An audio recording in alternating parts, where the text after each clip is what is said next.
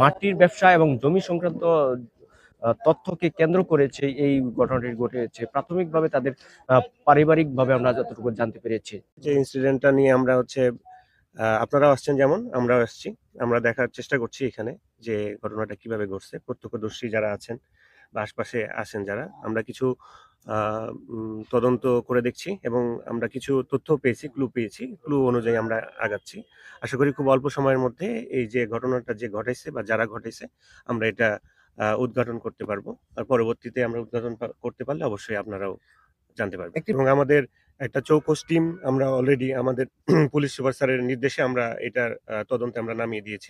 তো সাধারণত শ্রীপুর থানা কিংবা আমাদের গাজীপুর জেলার যে ট্রেডিশন, সেখানে হচ্ছে কোনোভাবেই আমরা কোনো অভিযোগকে ছোটখাটোভাবে দেখি না এবং সবগুলো অভিযোগেই আমাদের অফিসাররা আসে।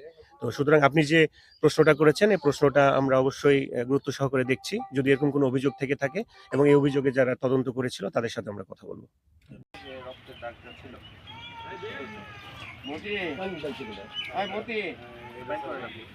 আমি তো আর ম্যানেজার না, এই ঘরগুলো তো এগুলো কি পরিষ্কার একদম তো ঝাড়ুদাটা কি বলি মারলো। আমি এটা আমরা কেউ দেখি নাই, মানে উনাকে যখন ধরছে তখন ওয়াস্তরে দেখছি, তখন আমাকে আমরা তো বিদেশি লোক, আমাদের জানেই পানি।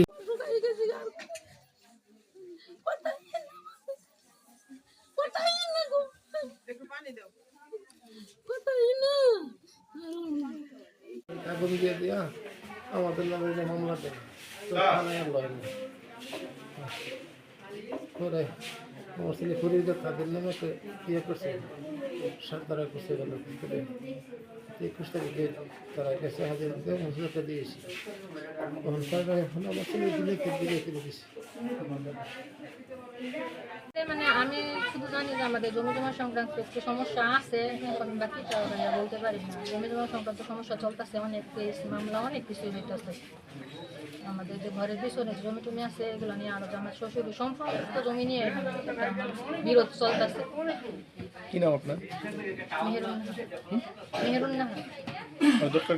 এই মুহূর্তে রয়েছে গুসিঙ্গা ইউনিয়নের লতিফপুর এলাকায় কেবিএম বিকর্স ইট বাটাই। এখানে আমি আপনাদের দেখানোর চেষ্টা করব যে ঠিক উপরে যে ইটের একটি বাটা রয়েছে, এখানে প্রতিনিয়ত ফরিদ সরকার আগুন পোহাতে আসতো এবং এখানে সে মাটির ব্যবসা করে। আমরা এতটুকু জানতে পেরেছি যে গতকালকে দুর্বৃত্তের হামলায় জমি সংক্রান্ত জেরে তাকে দুনিয়া থেকে বিদায় করা হয়। ঠিক আপনাদের দেখানোর চেষ্টা করব, ঠিক এই জায়গাটি তাকে প্রাথমিকভাবে কুপিয়ে এবং প্রাথমিকভাবে তাকে যে কুপিয়ে হত্যা করা হয়, আমরা প্রাথমিকভাবে এতটুকু জানতে পেরেছি যে এবং পুলিশ আইন শৃঙ্খলা বাহিনী এসেছিল এবং তারা প্রাথমিকভাবে তথ্য সংগ্রহ করেছে এবং স্রোত হালাত সংগ্রহ করেছে এবং আমরা যতটুকু জানতে পেরেছি এখান থেকে প্রাথমিক জিজ্ঞাসাবাদ করার জন্য